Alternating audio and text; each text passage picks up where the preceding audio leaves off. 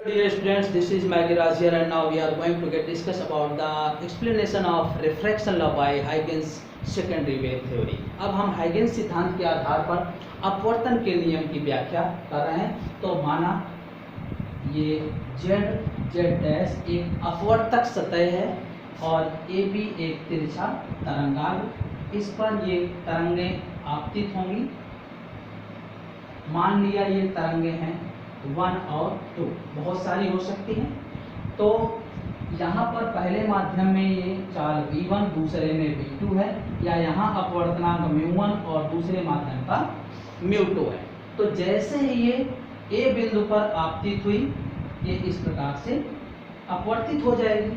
तो माना तरंग 2 t समय बाद B से अपवर्तक सतह के किसी बिंदु B डैश पर पहुंचेगी और B डैश दूरी बराबर 4 इंटू समय v इंटू t दूरी तय करके ये अपवर्तित होगी, ऐसे। ठीक है, ये यहाँ पर आ गए।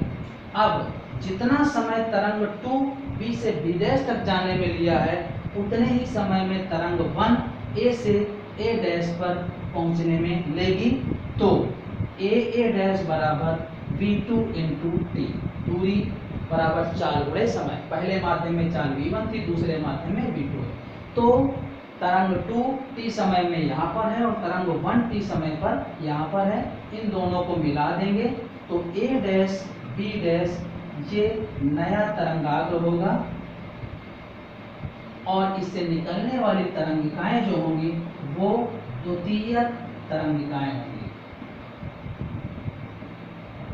ये द्वितीयक तरंगिकाएं होंगी।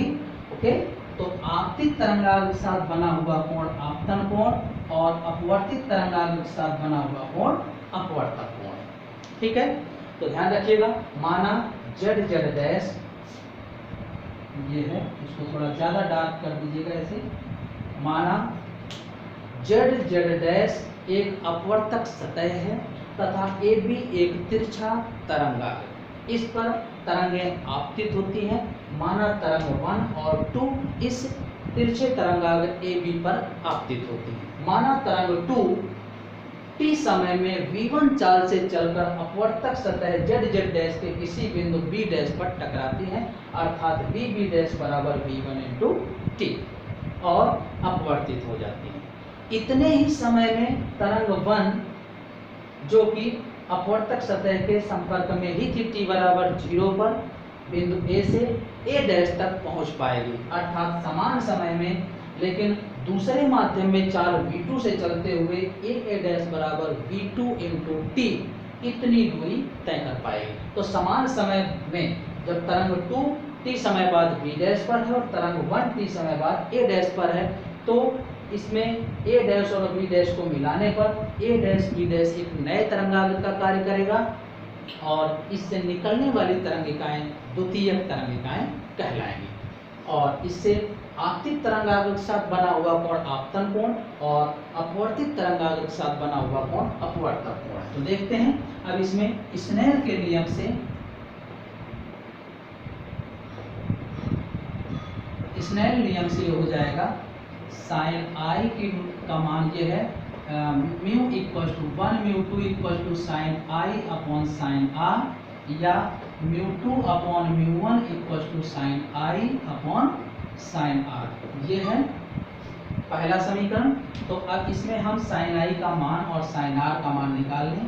साइन i है लंब बटे कर्ण, यानी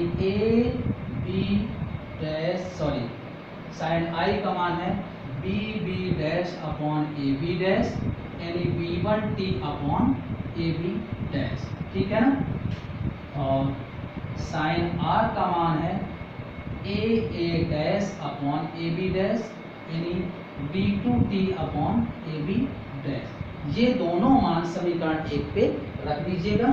तो समीकरण 1 से μ2 upon μ1 equal to v1t upon AB dash और v2t अपॉन AB डैश। तो AB डैश से AB डैश कैंसिल हो जाएगा। μ2 upon μ1 equal to v1 upon v2 ये आ जाएगा, या ये दर्शा रहा है कि म्यू इनवर्सली प्रोपोर्शनल v, और यही अपवर्तन का द्वितीय नियम था। तो इस प्रकार से हम ये अपवर्तन के नियम की भी पुष्टि कर लिया हाइगेंस सिद्धांत के आधार पर। ओके।